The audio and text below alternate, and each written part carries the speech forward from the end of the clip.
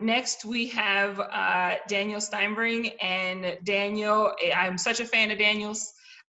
He is my brother from another mother. He is the person whose athletic wear I'm very jealous of because he is always styling with it and is amazing. And Daniel was youth program manager for 13 years before he took over as assistant executive director in January. So I'd like to welcome Daniel for some words for us tonight. I'm sure we'll be inspired.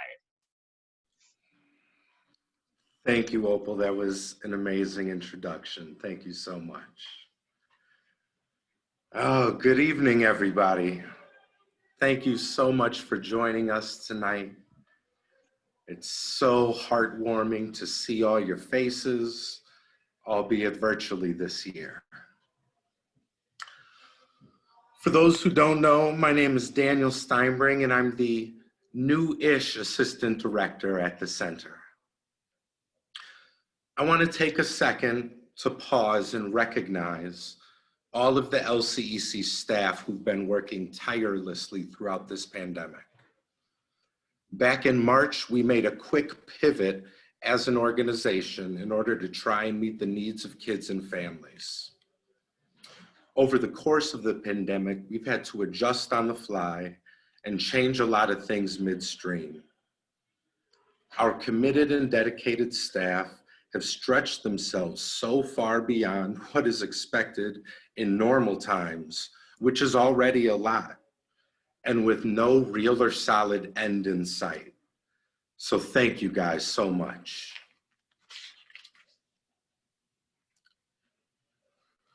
We are at a very interesting time in American history.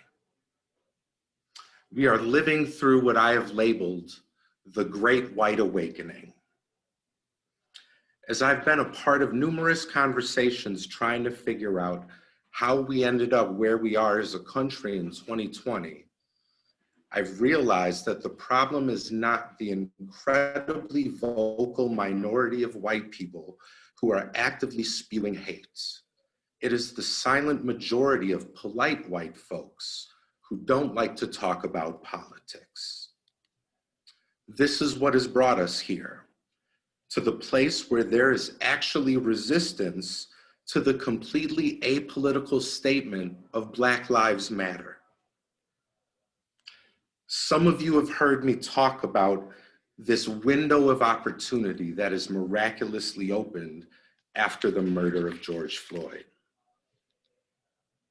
There are conversations that are finally happening about police brutality, defunding the police, investing in communities, and criminal justice reform.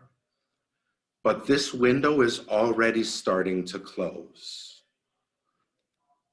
Black, Indigenous people of color do not have the power to hold this window open by ourselves. It requires white people to make a conscious choice to move outside of your comfort zone and not shy away from tough conversations, from calling out friends and family, and strangers for that matter. Speak up, speak out. The phrase, if you see something, say something, was used after 9/11 in regards to terrorist activity. I believe that it applies to us here right now too. If you've ever wondered and thought about what you would have done during slavery or the Holocaust or the Civil Rights Movement, you're doing it right now. We are in that moment. Your reaction would have been whatever you're doing now. If framing it in that way leads you to question or doubt what you have been doing, then yes, exactly. That is the point. Lean in, ask questions, listen, read, listen, challenge the norms, listen, speak up and interrupt, engage politically, and most importantly, listen.